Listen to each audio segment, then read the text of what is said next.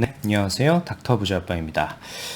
네, 오늘도 구독자 사연을 같이 한번 잘 읽어보고요. 지역을 추천드리는 시간을 가져보도록 하겠습니다. 먼저 주요 기사 살펴보겠습니다. 서울 아파트값 5개월 연속 올랐다라는 기사이고요. 지역을 보면은 마포 등 서부권이 2.46% 정도로 상대적으로 이제 상승폭이 컸다라는 그런 기사입니다.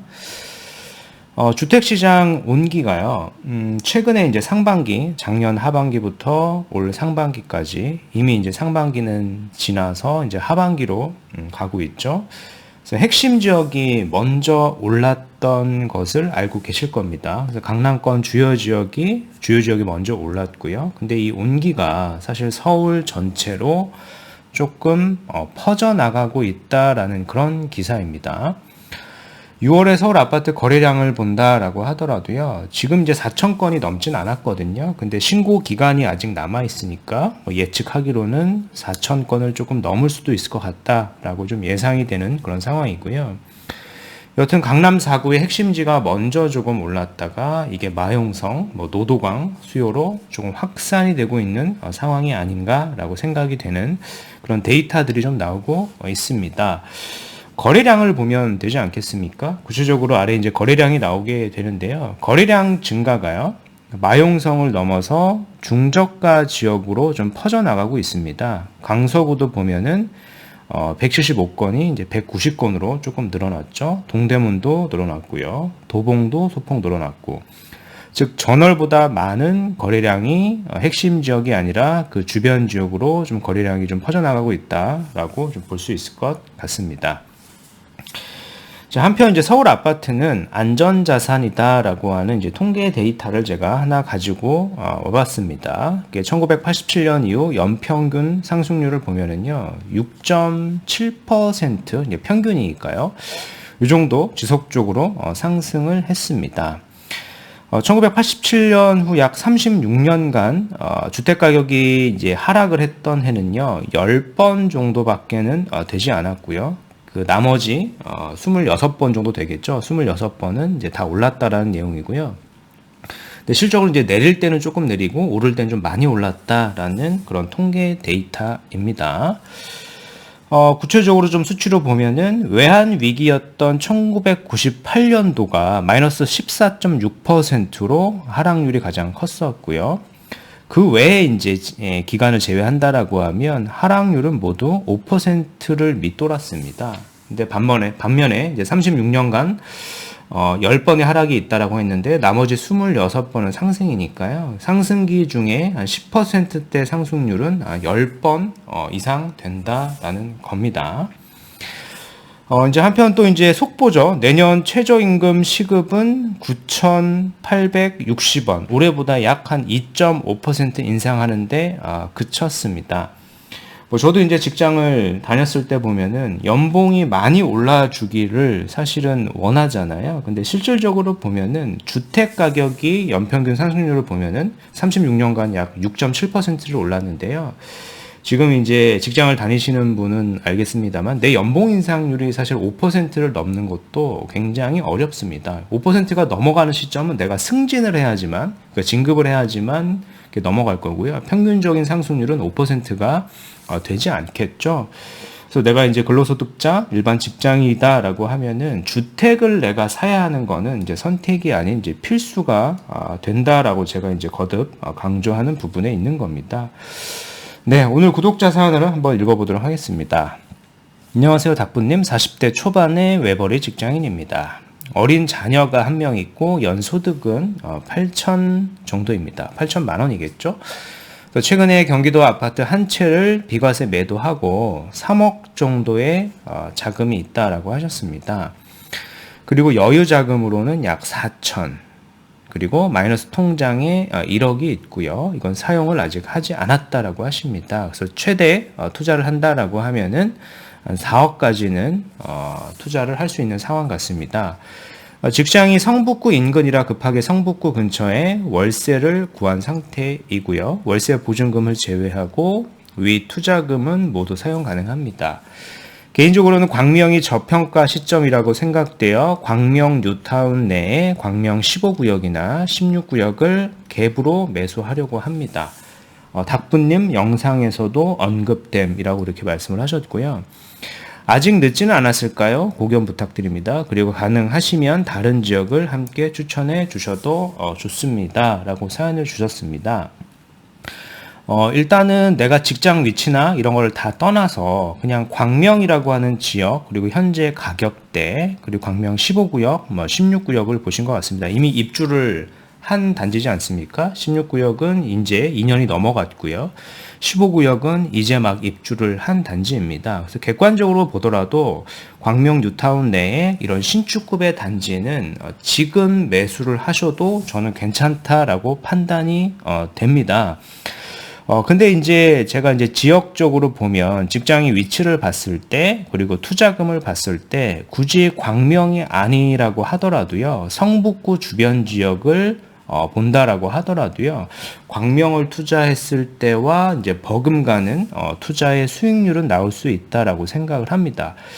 지금 현재 시점이 이제 강남 3구하고 용산을 제외하고 모든 이제 거주 요건이 없지 않습니까? 우리가 이제 비과세를 받을 때, 그래서 지역을 좀 넓혀 보신 것 같은데요.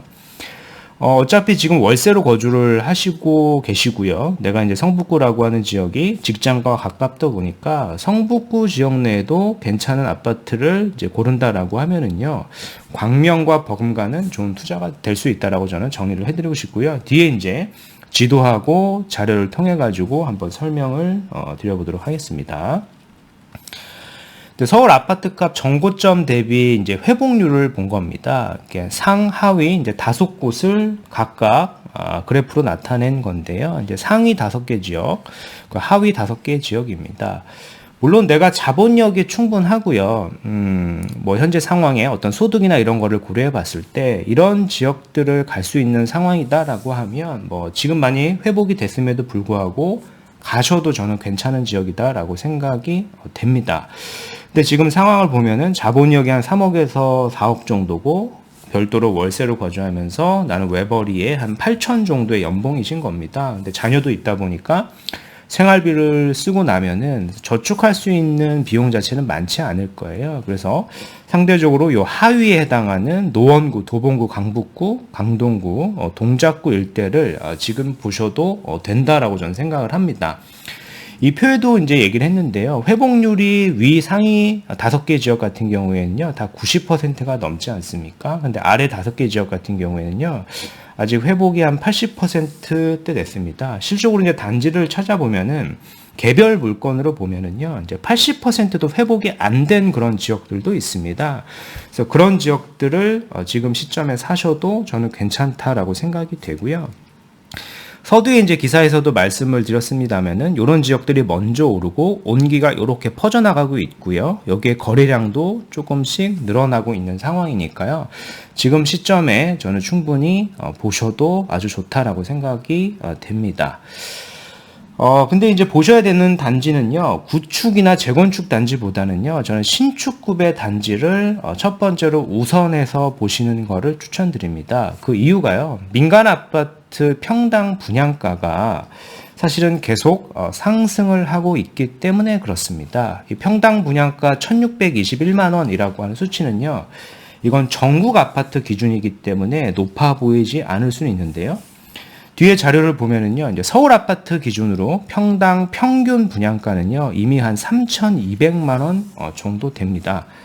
국평 기준으로 수도권의 아파트가 앞으로 신규 공급이 된다라고 하면은요, 10억 이하의 아파트로 분양가가 나오기가 매우 어려운 상황이고요.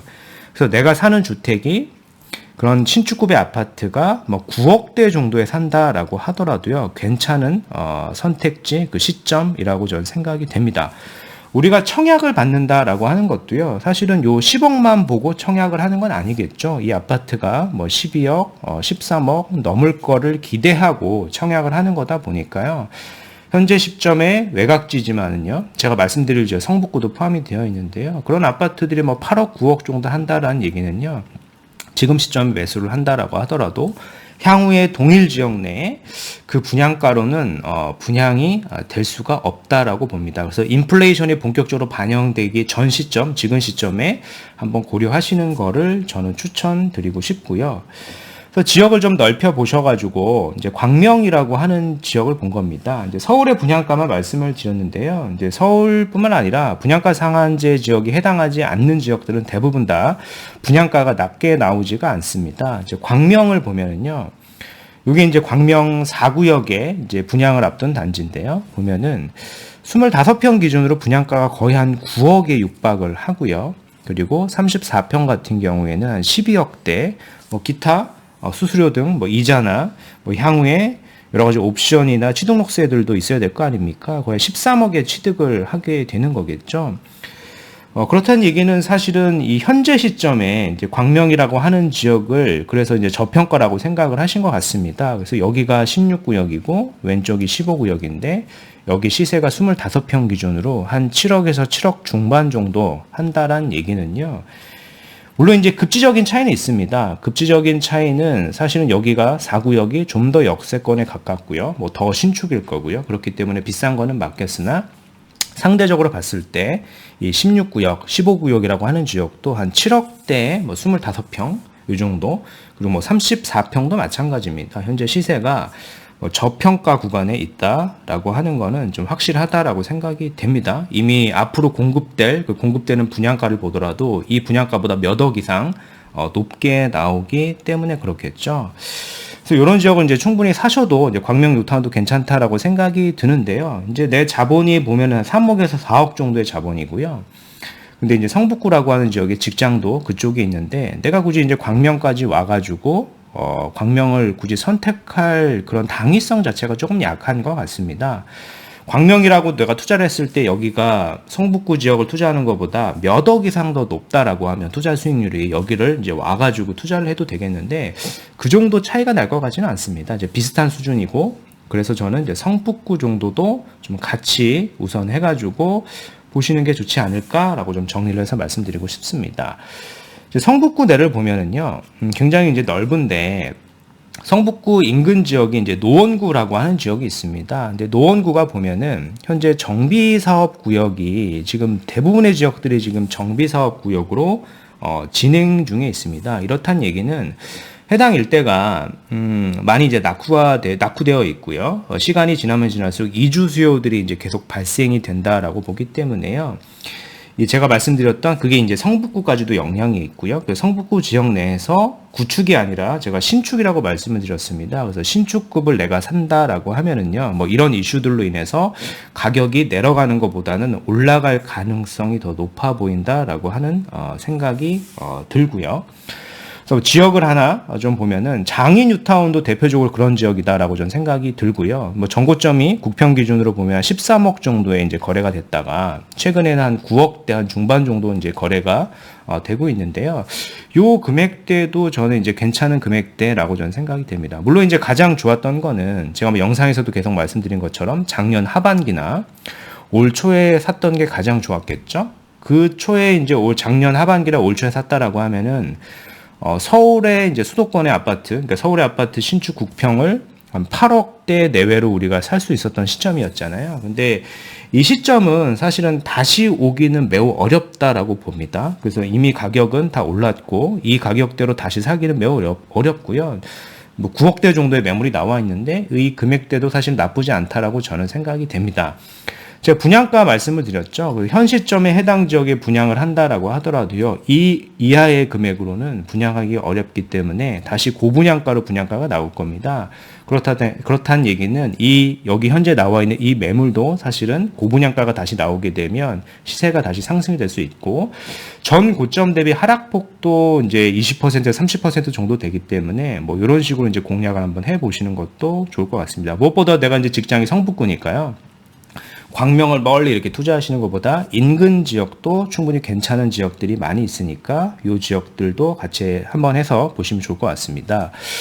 이미 이제 광명의 이런 분양가 자체가요, 국평 기준으로 막 12억, 13억, 25평 기준으로 한 8, 9억 정도 하지 않습니까? 장이뉴타운이라고 하는 급지 차이로 보면은요, 광명보다는 약간 위에 있다라고 저는 보거든요. 그래서 광명이 아니라 장이뉴타운의 거의 신축급의 단지를 내가 한 9억대 정도 국평 기준으로 봤을 때, 25평은 또 가격을 다시 봐야 되겠으나, 국평이 조금 더 저평가 구간이라고 봅니다. 그래서 9억대 정도의 사도 향후에 전고점이 13억 정도 있기 때문에요. 충분히 괜찮은 선택지가 될 수 있을 것 같습니다. 향후에 한번 거주를 뭐 하실 수도 있을 것 같고요. 직장이 근처에 있으니까요. 그래서 오늘 말씀드린 내용을 좀 요약을 해보면은요. 40대 초반의 외벌이 직장인 분께서 이제 사연을 주셨는데요. 이제 3억에서 4억으로 광명 아파트, 광명 뉴타운이죠. 16구역, 15구역 매수문을 주셨는데요. 이제 광명 4구역 분양가가 33평 기준으로 한 12억에서 13억, 24평 기준으로 한 8억에서 9억 정도로 예상이 되다 보니까요. 뭐 요런 부분도 있고요. 그리고 해당 단지가 전 고점 대비 하락폭이 컸고요. 아직 본격적으로 반등이 되지는 않은 것 같습니다. 그래서 매수를 해도 나쁘지는 않겠으나 직장의 위치까지 좀 고려해 본다라고 하면은요, 성북구 내에 오늘 말씀드린 요 장인 뉴타운의 신축급의 단지를 보셔도 저는 충분히 괜찮은 선택지가 될 수 있다라고 생각이 되고요. 장인 뉴타운도 지역을 잘 찾아보시면은요, 전고점 대비 거의 30% 내외 빠졌고 아직 본격적으로 회복이 되지 않은 전 단계라고 판단이 됩니다. 특히 이제 향후 동일 지역 내에 신축 공급이 된다라고 하면은요, 이 분양가는 현재 매매가보다 높게 나올 수밖에 없는 구조로 될 것입니다. 그래서 인플레이션이 본격화되기 전에 지금 시점에 좀 선택을 해 보시는 것도 아주 좋은 선택지라고 저는 생각이 됩니다. 그래서 오늘 말씀드린 내용은 여기까지이고요. 제 영상이 좀 도움이 되셨으면 구독하기, 좋아요, 알림 설정 부탁드리겠습니다. 이상 닥터 부자빠였습니다. 감사합니다.